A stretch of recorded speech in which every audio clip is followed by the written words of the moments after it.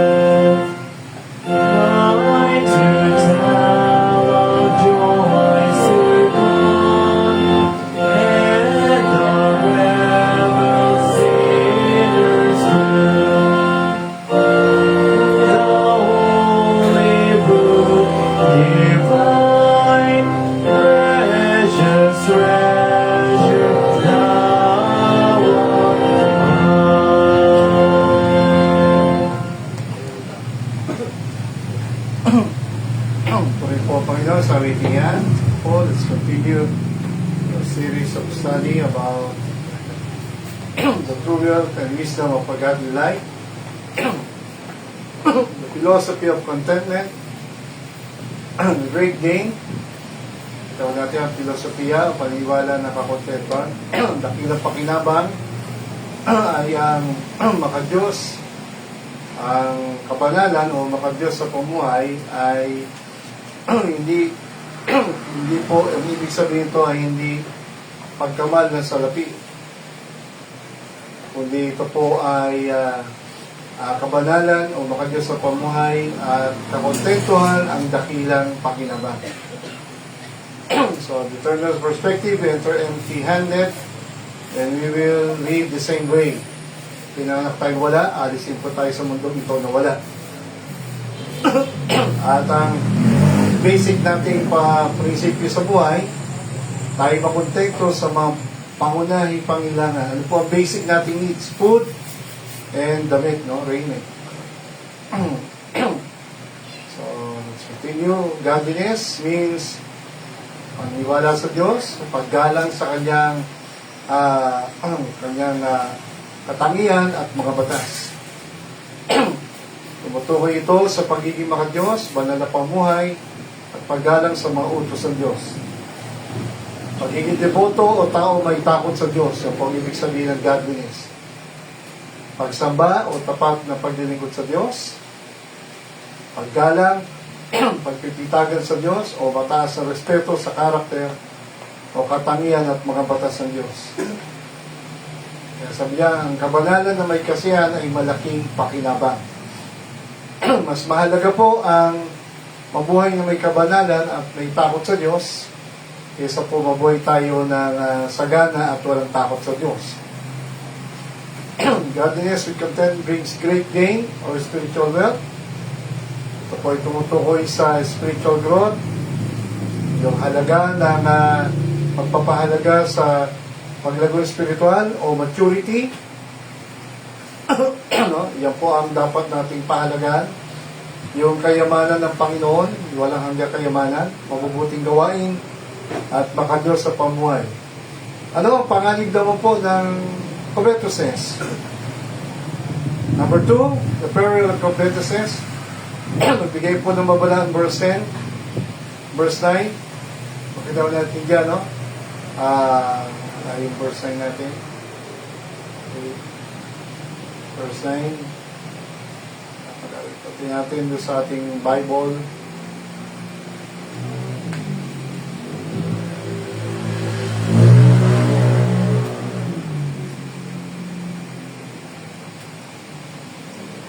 First Timothy chapter 6, verse 9.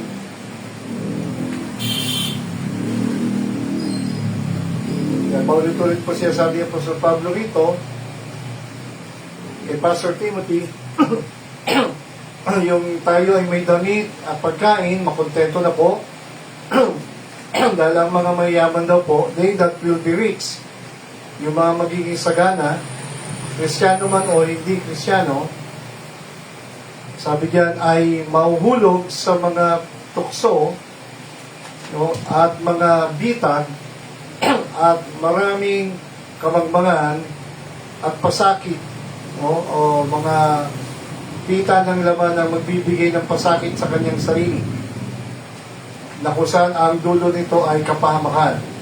Hihilahin po ang mga taong mayaman sa mga tukso, no? Ang taong sagana, ang taong mayaman na walang takot sa Diyos, walang contentment, ay malalaglag sa mga patibong, mga tukso, mga kamagmangan, at mga pasakit, no, sa sarili, mga pita ng laman na magbibigay ng hirap sa kanyang sarili.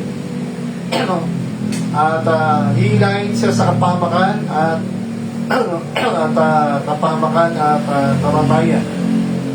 Sapagkat ang pagmamahal nga raw po sa labi ng ugat ng lahat ng kasamaan, na kung saan ay maraming nagangad dito at sila ay nagkamali sa kanilang pananampalataya o napahamak sa kanilang mga maling desisyon, at tinusok nila ito ang pag-ibig sa lapi, ang paghahangad sa lapi ay nagdulot ng pagkatusok o pagkapasakit. Sinaktan nila ang kanilang sarili sa kanilang mga maling desisyon na nagbunga ng maraming kalungkutan. Kaya sabi diyan, yan ang panganib po ng tinatawag natin paghahangad, sobrang paghahangad na yumaman o karoon ng salapi. The trap, the desire to be rich leads to a snare. No, ang paghahangad na yumaman ay magtutulak sa isang patibong. Kapag yan ang goal mo sa buhay, yumaman ng yumaman, ay bakit nga po? Hindi mo mamamalayan. Ay ito pala ay isang bitag, isang patibong. Ang ugat ay pagmamahal sa lapi. Ito ang magtutulak sa kanya, magdadrive, kumbaga ito yung parang gasolina. Yung taong nagmamahal sa pera, no, mahalaga ang pera pero hindi mo yan dapat nasain, nagsobra, no, na wala ng kakontentuhan. Kaya iba nagpapakamatay sa trabaho, di ba, overtime, pati linggo may trabaho. Ganyan ang mundo. Gagamitin ka, abusuin ka, wala ka pahinga, pag-aalipin, hindi mo namamalayan, nagkakasakit ka na, wala ka pa rin pakialam sa katawan mo. Pero ang mundo, walang pakialam sa'yo. Diba? Walang pakialam sa'yo mundo. Wala, bibihira po ang kumpanya, no? Ang kumpanyang magde-day off ka na linggo, o bibigyan ka ng halaga. Kaya nga buti nga may batas ng PhilHealth tsaka SS. Diba?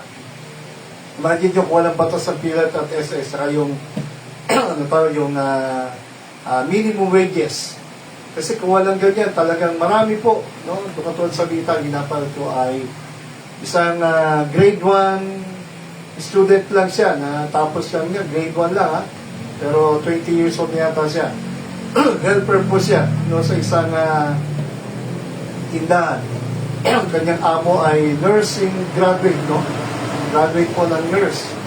At pasweldo lang sa kanya 700 a week. Libre naman yung bahay, kaya lang hindi libre yung pagkain, no? At ang itaw natin talagang kawawa po siya, kaya humingi siya ng tulong kay Ben Tulpo, no? At nasabon yung amo niya nurse, no?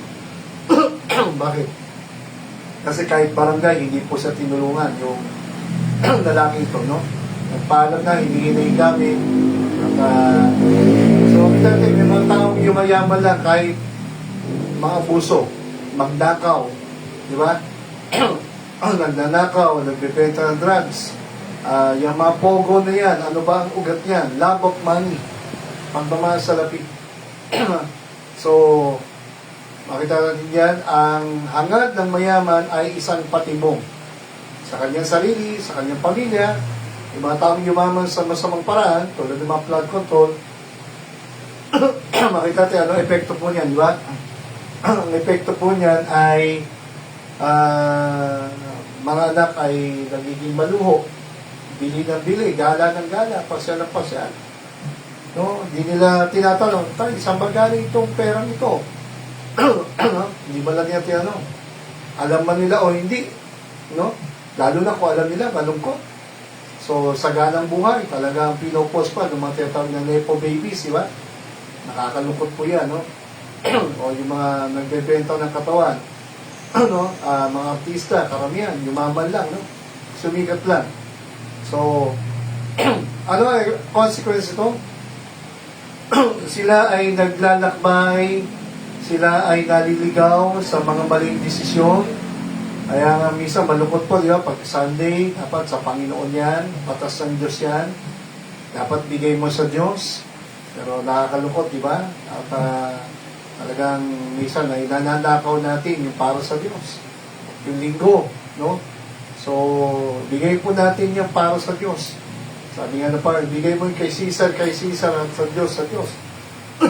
May nagtanong sa kanya, ano, gusto siya ites ang Panginoon. Mga kumakalaban sa niya. Sabi sa kanya, Panginoon, dapat bang magbigay ng tax kay Caesar? No? Si Caesar ang parang pinaka that time ay sakop po ng probansang Romano ang Israel. No? Sakop po nila, parang kasila ako pang Pilipinas. Sakop po nila. So sa pilitan silang bibigyan ng buwis kay Caesar. Alam naman natin yung Panginoon ay bilang Diyos, yan naman talagang pinakamataas sa lahat. Pero hindi niya pinagyayabang kung sino sa lupa. Ang layunin niya ay magpagaling, mangaral, pakilala ang Ama, at lalo na yung kaligtasan. Ano tiyatan siya, dapat magbigay ng buwis. Ano? O parang ito, dapat ba sumunod sa batas, sa gobyerno? Ano po ang sagot niya? Niisa ng isang coin sa mga tao. At sabi niya, kayo mukha itong nasa coin na ito. Nakita po niya, no? Sa mga tao. Public, maraming tao nakikinig. Sabi niya, kayo mukha yung nasa coin na ito. Sabi niya, kay Caesar. Yung mukha niya, yung coin na yun ay si Caesar. Sabi niya, sabi niya, ibigay niyo kay Caesar at ang sa Diyos, sa Diyos. Ano ang turo ng Panginoon doon? Di ba? So, igalang mo ang gobyerno, ibigay mo yung tax mo, sumunod ka sa batas, lalo na yung mabubuting batas, di ba? Maging mabuti kang mamamayan, buboto ka, ano, galang mo yung mga pulis, sumunod ka sa batas para wala kang problema, di ba? Okay, so, pero, kung may tungkulin ka sa batas, sa lupa, sa gobyerno, mas mataas ang tungkulin mo sa Diyos. Sabi yan, ibigay mo din naman yung para sa Diyos. Yan. Kung pinapahalaga mo yung batas ng lupa, batas sa school, batas sa trabaho, batas ng gobyerno, ginagalang mo yan, ginagalang mo mga pinuno ng ating bansa, ng ating bayan, mas lalo ang Diyos na nagbigay ng buhay. No? Sabi niya, bigay mo yung para sa Diyos, ang kay Cesar, kay Cesar. Separate sa church and state. Kaya, may mga members tayo, dapat makita natin, mas mataas ang paggalang mo, ang takot mo sa Diyos. Diba? Kaya bakit tayo nagbibigay ng tithes, ng offerings, no? Utos yan ng Diyos. Pero hindi yan pinipilit ka magbigay. Hindi ka pinipersa magbigay dito. Magbigay ka pa rin ng pagtitiwala, masasalamat, kusang loob na pagsunod, hindi sa pilitan, hindi persahan, hindi takutan. Kung sa ibang church, ibang religion, sa ibang Baptist, takutan, no? Takutan, persahan, dito sa atin sa Living Light, walang ganon. Hindi natin tinatakot ang mga membro rito. No? Bagamat dapat matakot ka talaga sa mga plano at utos ng Diyos. Kasi pag binabaliwala mo ang utos ng Diyos, nakakatakot po yan. Dahil marami ng mga member ang nawala, at nakita natin ang buhay nila hindi masaya, malukot. Walang member ng Living Light na naging matapat, naging masunurin, nagpatuloy, at sasabihin niya bandang uli, nagsisisi ako naging miyembro ng Living Light, ayoko na magsimba rito, ayoko na magbigay, ayoko na maglingkod. No? Alam niya, yung mga miyembrong nagpatuloy at nagsisi, ay mas madalas, yung mga nagsisi, umalis na. Yung tumigil na, yun yung mga nagsisi at tumigil na, pero bandang uli, narealize siya, mas nagsisisi yung mga miyembrong tumigil, yung wala na sa church. Pero yung nagpapatuloy, hindi ako naniniwala na ang mga nagpapatuloy ay malungkot. Mas malungkot yung mga tumigil. Kaya nga sabi niya, they were wandering from the faith and experiencing many sorrows. Well, kapag ang desire ng puso ng tao ay yumaman lang, kumita lang, pangarap lang sa buhay, wala ng church, wala ng commitment, wala ng pagsunod sa Diyos, tatandaan po natin, at sino ba ang nagtatag ng church? Ang Panginoon. Bakit ba napunta dito si Pastor Gary? Dahil ba gusto ko lang from Pasig. Kaya po tayo nandito. Yung ating church ay na pinanggalingan ay may nag-mission po sa Pasig, may nagsimula, lumago po, pinagpala, tapos tayo po ay nakakilala doon, naligtas, nakaunawa ng kaligtasan ng Panginoon. So, tayo din naman tinawag na pa sa paglilingkod, nag-full time tayo, nag-aral, at sa araw, nag-pray tayo, saan ba tayo maglilingkod na dadali ng Diyos. At dinala po tayo dito sa Talavera, Nueva Ecija. So, kaya tayo nandito, nag-mission tayo. Ang Panginoon ay nag-mission mula sa langit para sa kaligtasan ng tao, namatay sa krus, at namatupad po niya yun. Iniwan niya mga alagad niya, umalis siya, umakyat sa langit. At sabi niya sa church, sabi niya sa mga alagad niya, humayo kayo, ituro niyo ang aral ko. So, yung pananampalataya ng kaligtasan ng Kristo, mula noon hanggang ngayon, nagpapatuloy yung tunay. Noon, nagpapatuloy po sila. So, hindi tumitigil yung tunay na ligtas, yung tunay na church. Nagpapatuloy po yan sa araw ni Kristo. Kaya makita natin yan. Kaya, nandito tayo, hindi tayo ay para magpayaman po. Hindi para magtatag ng bagong reliyon, hindi rin po. No? Ang layunin natin ay yung misyon ng Panginoon. Maraming tao ang hindi pa rin kilala si Kristo, debotong Katoliko ang bansa natin, kinagisan ay Katoliko, pero akala nila, tama ng araw nila. So marami yung tayong paniniwala rito sa ating kinagisan ay balukot. Pag siniyasat mo ang Biblia, malayong-malayo, maraming dagdag, maraming bawas. No? Kaya hindi ho paramihan ang pagpunta sa langit. Sana marami ang maligtas, pero totoo po, sabi niya pa noon, kukunti, mag-ipot ang daan patungo sa buhay na walang gan, masikip ang pintuan, masikip ang daan patungo sa langit, kukunti lang daw po maliligtas. Sabi niya pa, maluwag ang daan, maluwag ang pintuan, maluwag ang daan, patungo sa kapahamakan ng impyerno, marami ang papunta ron. Bagamat hindi nagliligtas ang Baptist Church, ang pagsapi rito, pero ang tunay na kaligtasan ni Kristo at ang mga tunay na iniligtas nagpapatuloy. No? Nagbibigay, naglilingkod, masaya, sumusunod. No? So may mga problema at pagsubok, pero salamat kasama natin pa yung malalampasin. Pero yung mga taong nagmahal lang sa pera, mahalaga lang ang pera, mahalaga lang ang ang pangarap sa buhay, ay makita natin nakakalungkot. Unti-unti nawawala sa church hanggang finally wala na. No, yung mga nawala sa church, no, makita natin yan ay mas malungkot ng buhay. No? At hindi ako naniniwala yung mga nawala ay masaya.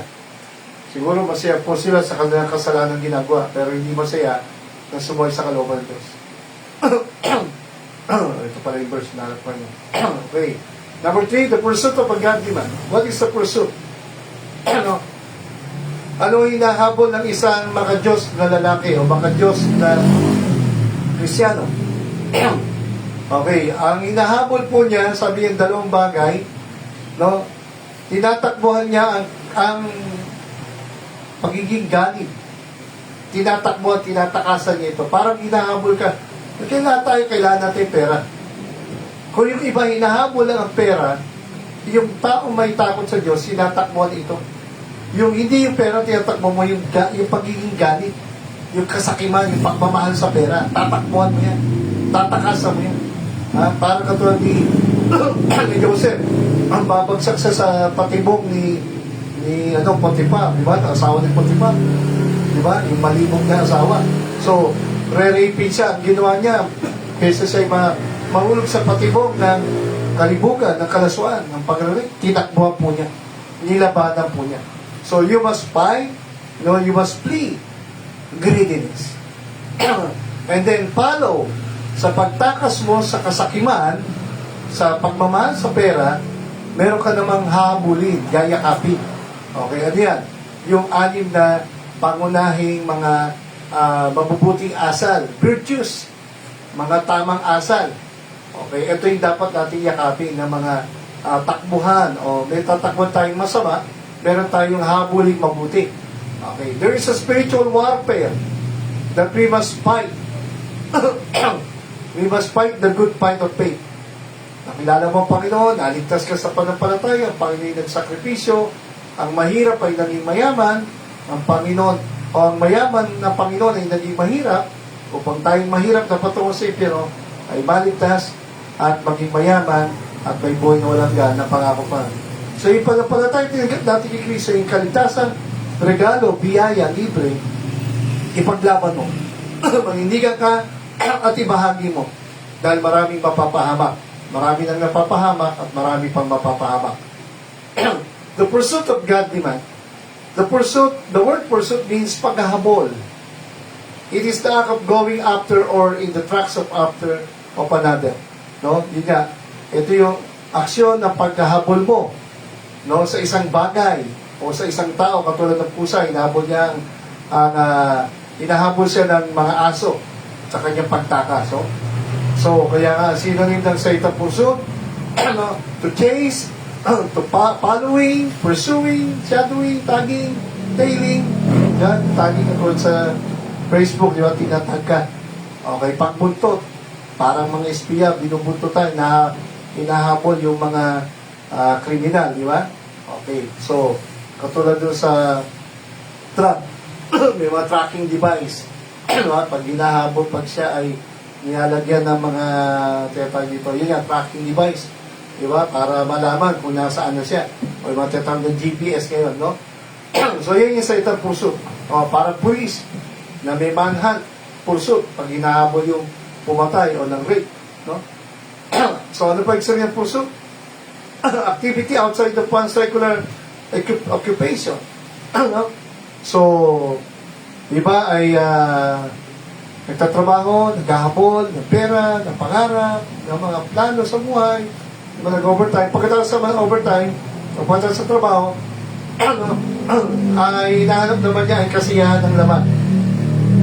Halimbawa, isang taong masipag sa trabaho o sobrang sipag sa pagkahanap buhay, ay paglabas sa kanyang trabaho, di ba? Meron siyang hinahabol na oras.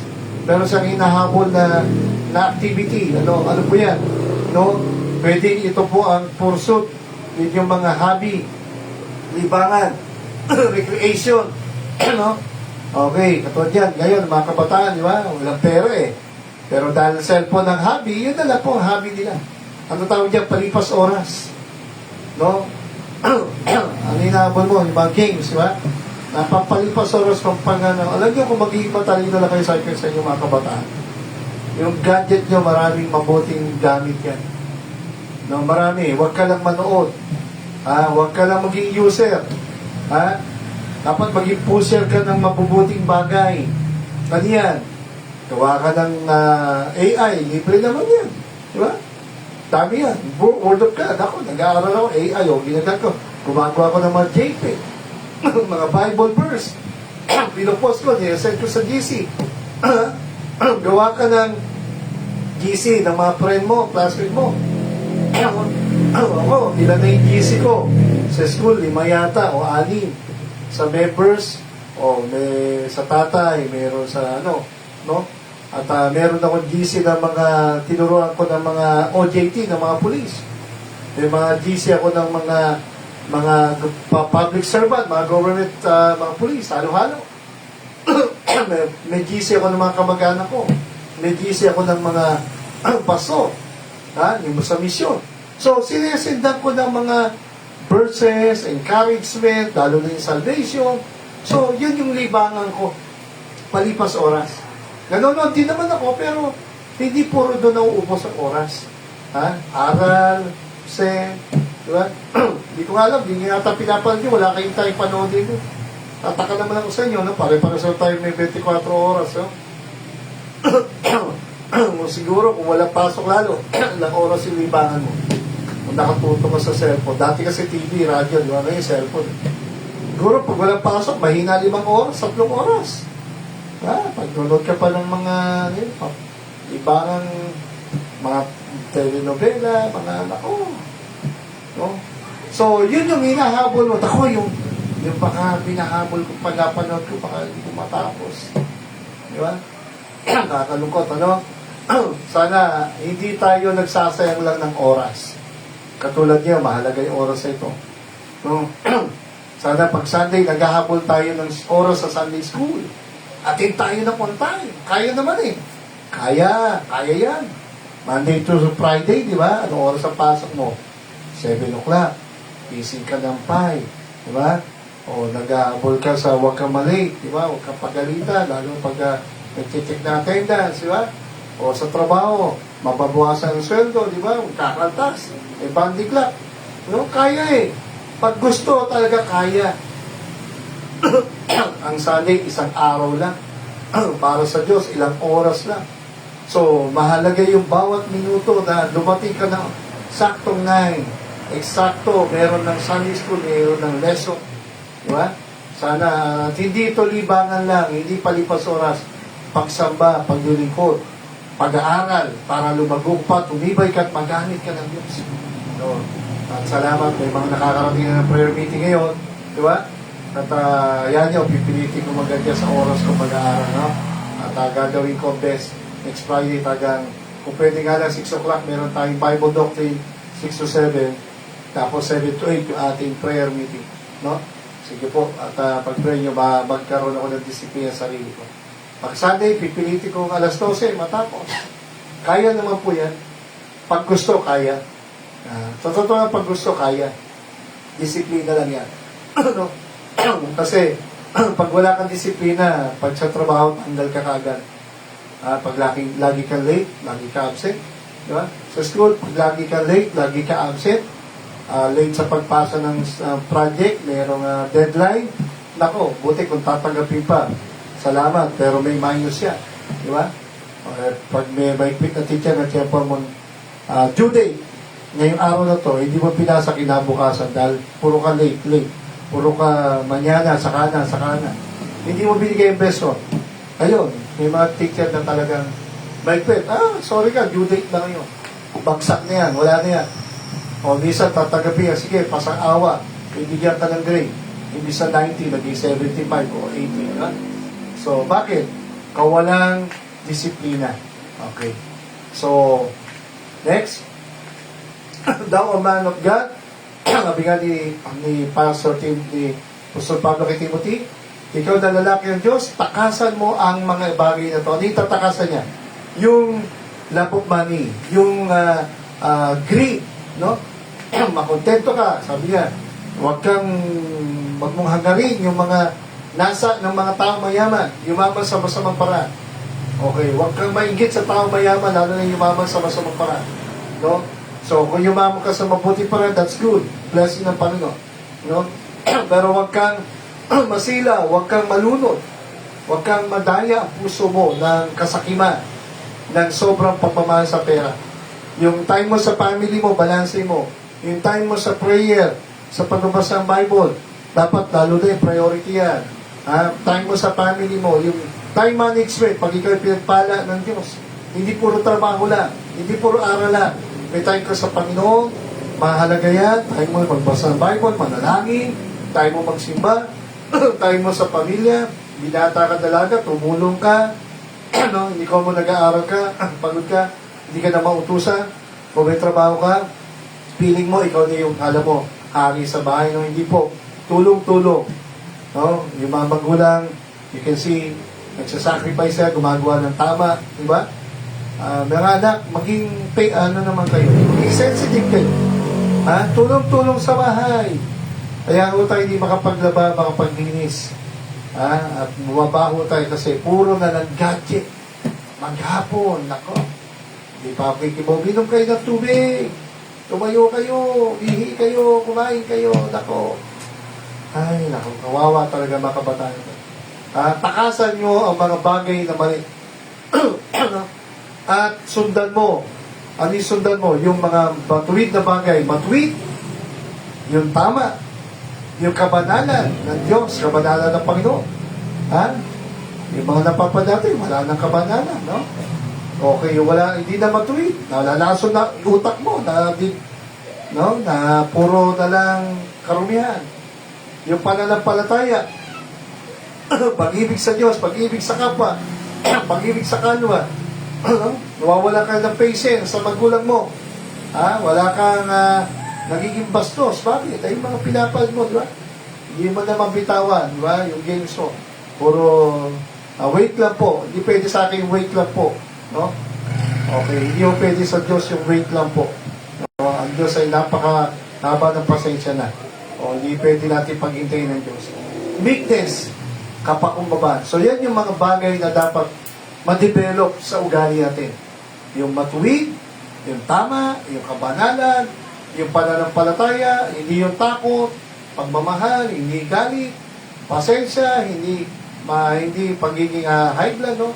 O yung pagpapakumbaba, at hindi yung kapastusan, ang gaspangan ng ugali. No? So, yan ay dapat ma-develop po yan sa atin. Sabi niya, Pastor Pablo, ipaglaban mo ang mabuting labanan ng pananampalataya, panghawakan mo ang buhay walang gan, ang pangako ng Diyos, ang buhay walang gan, tayo tinawag, at ipahayag mo ang mabuting kapahayagan. Ibig sabihin, ikaw ba ay tutuligtas? Ikaw ba ay tinawag ng Diyos na maglingkod? Binigyan ka ba ng buhay na walang gan? Yung tunay na ligtas, meron ka dapat ipaglaban. Meron ka dapat takasan, meron ka dapat meron ka ba dapat i-free, takasan, meron ka mga dapat i-follow, no? To pursue, at meron ka mga dapat ipagpatuloy, ipaglaban, to fight. No, free, follow, fight. Okay. Why? Dahil ang panawagan ng Diyos ay hindi panlupa lang. Ito ay eternal life. So, ginagawa mo sa lupa, hindi lang mahalaga sa lupa, may kinalaman sa kabilang buhay. At sapagkat kung ikaw ay ligtas, sinawag ng Diyos, meron po tayong mga kasama, witnesses. Di ba? Ano yun? Yung church, yung mga members. So, yan ang kagandahan sa atin, no? Hindi tayo one-man job, hindi tayo Rambo. No? Hindi tayo isang sundalo ng Panginoon. Tayo ay mga aliping witnesses. Anong sabihin ng witnesses? Ikaw yung saksi ng tunay na pananampalataya, tunay na kaligtasan ni Kristo. Yung tinanggap mo kaligtasan, ikwento mo. Meron kang kasama. Hindi ka nag-iisa. Merong iniwan ng 12 disciples, 120 members in the book of Acts. Tapos nadagdagan 3,000, nadagdagan, dumami.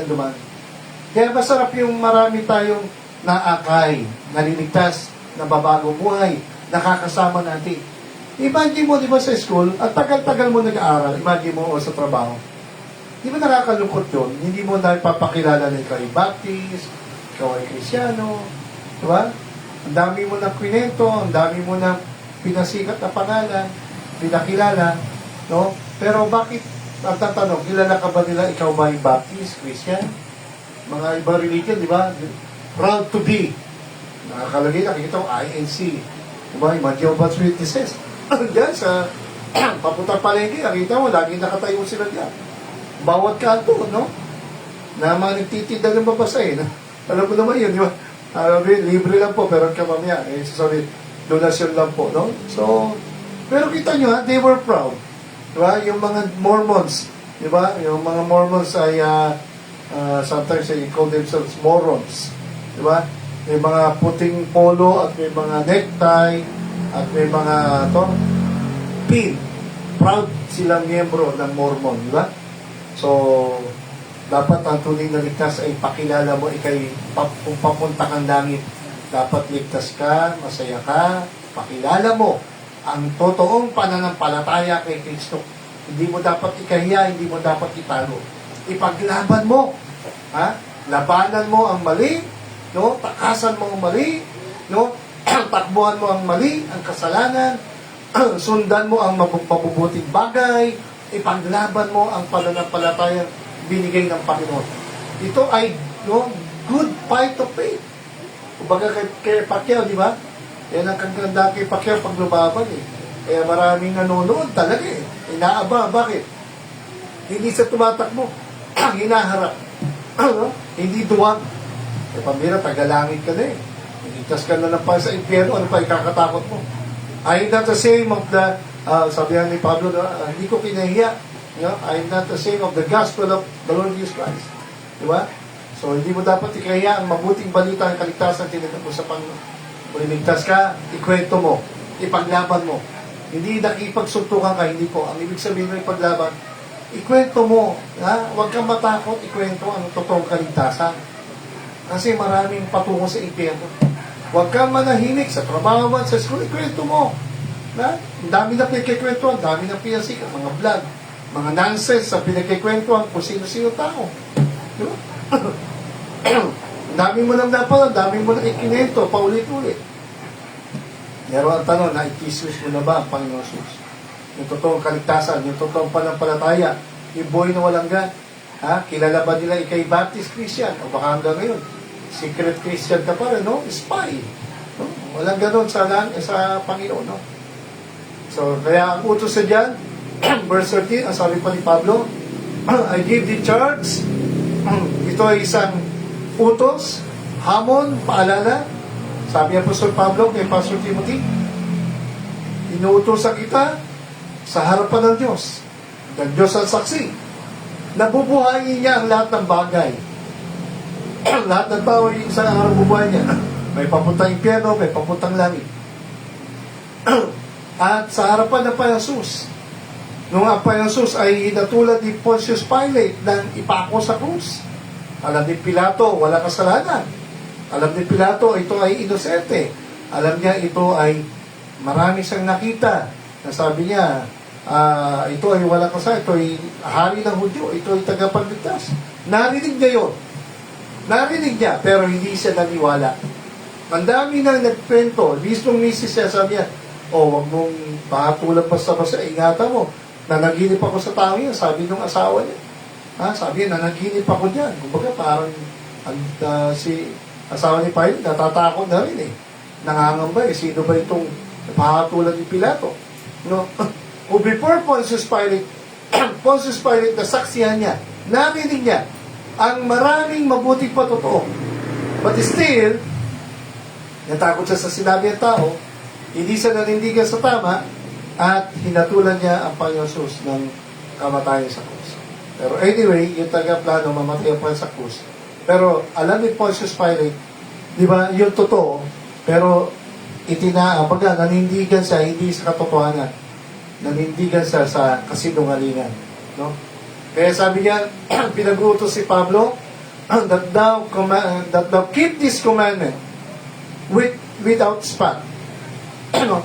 Sabi niya, ano ito ang mga inutos niya? Hindi nga, ingatan mo ang buhay mo, mabuhay ka na may kabanalan, makontento ka, takasan mo ang pagiging ganit, at makita natin dyan, no? Takasan mo, sundan mo yung mabubuting bagay, and then, ipaglaban mo ang pananampalataya, yun yung mapinagutos si Pablo. Ha? Mag-ingat ka sa iyong pananampalataya hanggang sa pagdating ng Panginoon. Nabuhay ka ng walang masasabing masama ang tao sa iyo. Unrebukable. Kumbaga, ingatan mo yung patoto mo, ingatan mo yung salita mo, ingatan mo yung kilos mo. Ipakilala mong si Kristo ay nasa puso't buhay mo. No? Hindi ka Sunday Christian lang. Sunday lang sisimba.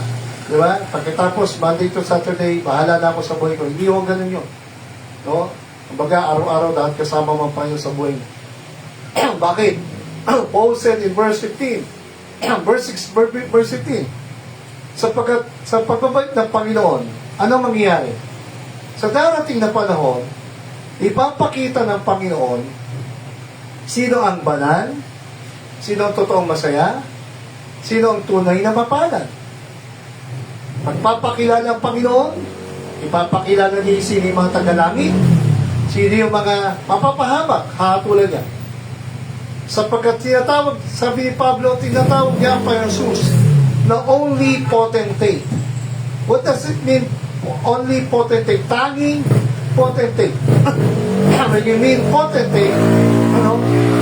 Nag-iisang pinuno. Maraming pinuno ngayon sa lupa, namatay ng iba buhay pa, tulad nila Trump, nila PBBM, mga hari, no?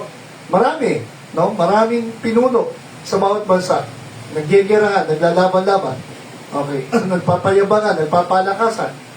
Pero, pag sinabing isa lang, pag sinabing potentate, iisa lang yan.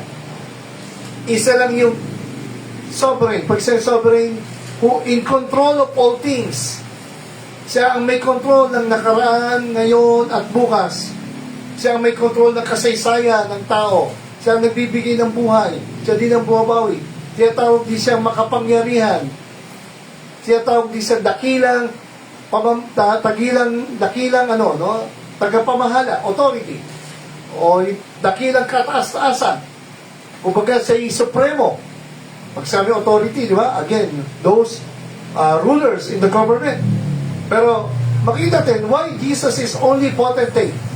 Why He was called potentate. Because hindi lang siya hari, siya ang maghahari balang araw, at siya ang hari ng lahat ng mga hari. At siya ang Panginoon ng lahat ng mga Panginoon. Maraming naging Panginoon, maraming naging hari sa lupa, namatay na, iba buhay pa. Pero pag sinabi natin, kataas-taasan, pinakamataas, sukdo ng kataas-taasan, siya ang hari sa lahat ng mga naging hari. Siya ang Panginoon ng lahat ng mga naging Panginoon. Kaya nga bakit siya tinawag na potentate? Pinuno sa lahat, kataas-taasan, siya ang may control ng lahat, walang kumokontrol sa Diyos, He is in command. Kumbaga, siya ang parang katulad ng Pangulo na, siya ang pinaka talaga kataas-taasan pinuno. Hindi AFP chief, bagam may chief of staff, PNP chief, AFP chief sa sundalo, PNP chief sa police. Pero sa ilalim ng AFP chief ang hepe ng pinakakataas-taasan pinuno ng PNP at AFP. Ang mas mataas dyan, Defense Secretary. Pero sa Defense Secretary, nakatulad sa atin si Gibo Teodoro, no? Ang mas mataas sa Defense Secretary ang Vice President. Pero ang mas mataas sa Vice President ay ano? Ang President. Sino mas mataas sa President ng bawat bansa? The Lord Jesus Christ.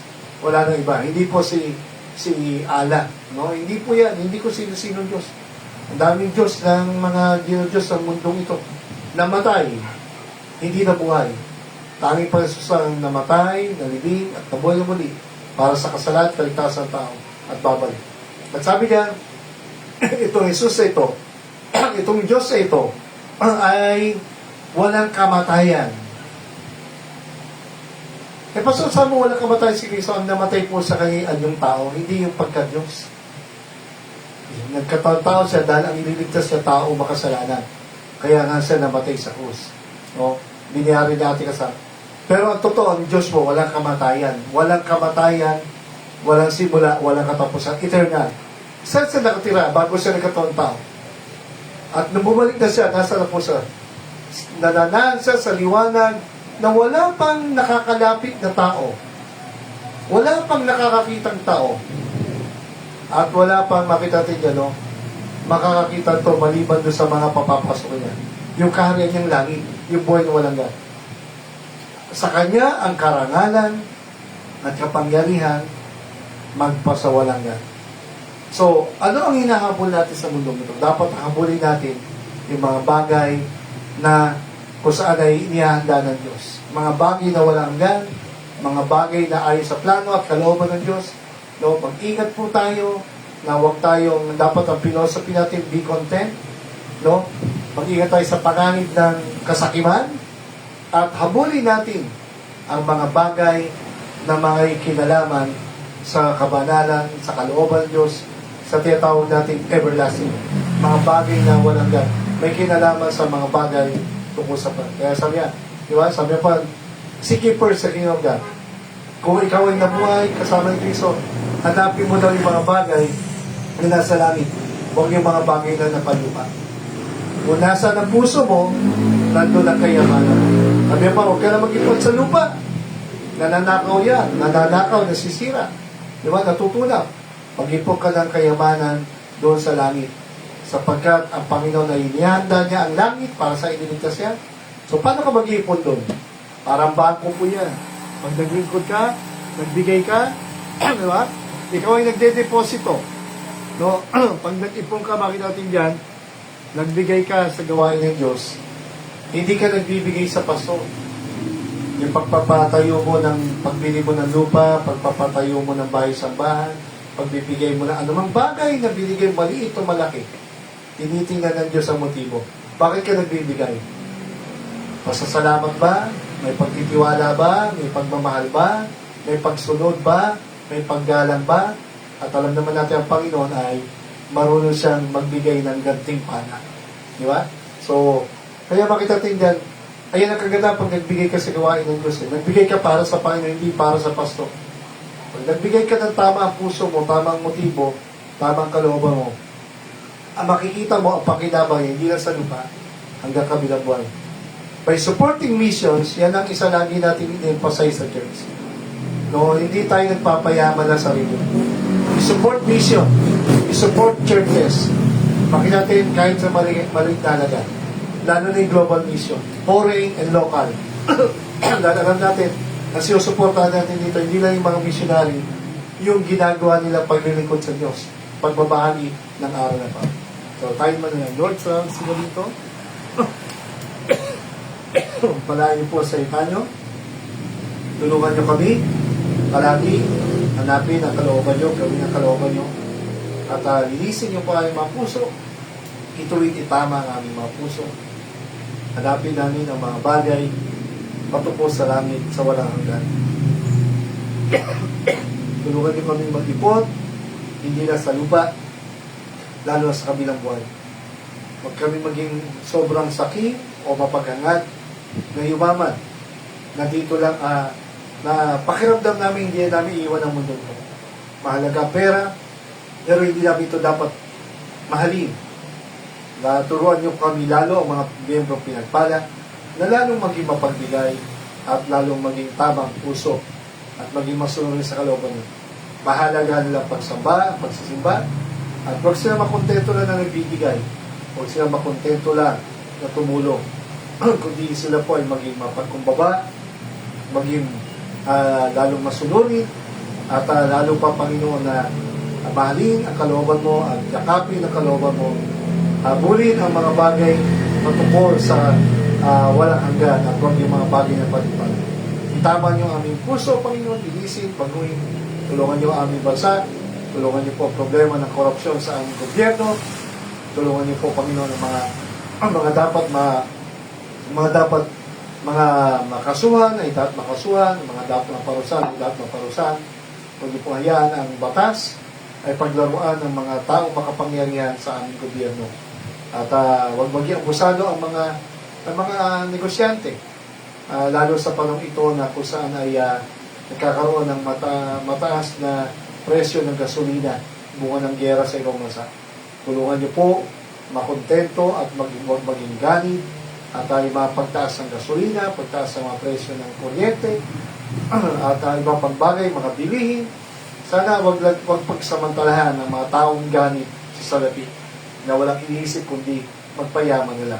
Matuto sana sa magsakripisyo, matuto sila magbigay, tumulong sa mga nahihirapan, nagugutom, at lalo ang aming gobyerno, Panginoon, tulungan niyo ang mga pinuno namin mula sa Kongreso at Senado, aming Pangulo, aming mga AFP at PNP, tulungan niyo po ang lahat ng local government unit. Magawa nila, tupulin nila na may takot sa inyo, may paggalang sa batas, may paggalang sa pagmamahal sa bayan, Panginoon, at tinatawag na lingkod bayan na mayroong puso at pagmamahal para sa ikabubuti ng bansa at wag yung mga pansarili na hangarin. Kaya patuloy po, tulungan niyo ang giyera sa Iran at Amerika, Israel, Ukraine, Russia man. Salamat sa mga pagsamantalang tigil putukan, Panginoon, mga ceasefire. Tulungan niyo po na magkaroon ito ng maayos na pag-uusap, mga peace process, Lord, at magkaroon ng mabuting solusyon para sa kabubuti ng bansang Iran. Panginoon, huwag niyo po hayaan na maghari ang mga pinunong mga sakim at ganit sa kapangyarihan. Kabagan yung mga bansang nagugutom, naghihirap. Kabagan yung bansang mga komunista at tulad ng China at Russia, North Korea, Panginoon. Nawa ang mabuting balita nyo ay makapasok sa mga bawal na bansa, mga Islamic nation. Tulungan nyo maging matapang ang mga Baptist churches, mga missionary sa aming bansa, sa buong mundong umahayo. Tumawag ka pa po na maglilingkod, mag-aakay, maglilingkod, magba-Bible study, mag-good news, at magmamahal sa mga kalwa, mga bata, matanda, at magpalain yung mga Bible study, Panginoon, mga LPG, at tulungan yung mga miyembrong magmahal sa kalwa, magturo na sa itanyo, ibahagi ang aral nyo sa maraming tao na mapapahama. Hindi po hayaan kami manunod ng gadget at masayang mga oras at walang ginagawa, Panginoon, kundi pagsisayang ng oras. Hindi po hayaan ito mangyari sa mga miyembro. Pagitip po namin kahit ang gadget namin sa soul winning at lalo na po, bigyan pa rin namin ng time makapagkwento, maikwento namin ang dakilang kaligtasan nyo sa aming mga mahal sa buhay, kaibigan, kapitbahay, at sa lahat ng tao nakakaharap namin sa araw-araw. Ito yung dalat ng pamilya, pasat sa gabi ito. Palaan niyo po ang lakad sa Bicol, kung palooban niyo po ito matuloy. Missionary journey po dyan, ang gasto sa mga budget. At yan din po, Panginoon, ang anniversary. Panginoon, kung palooban niyo po, magamit na po ang kalipahan, kung na po magpala, nagbigay ng budget, ito yung maayos, matapos, Panginoon, at maging ang gibiling mga kagamitan, Panginoon, mga silya, mga kasangkapan, tulungan niyo po. Ikaw ang Diyos naming mayaman, ang nasa namin sa lahat ng bagay sa ng pangailangan. At ikaw po magpala sa mga anak niyo, nagbuhos sa mga pagpapala at provisyon, na magtulong-tulong kami, lalo na sa misyon, kami magmahal at sumuporta at maging pagpapala. Ito yung dadala pabalik sa gabi ito. Sabayan niyo po, pagkalaan ng living life, about never, maging mapagmahal sa kalwa, sa salita niyo, at lalo na po sa misyon at sa mga kalooban. Ito yung darating pabalik sa gabi ito, sa matamis na pangalan pa ng Jesus. God bless po. See you on Sunday. Good night.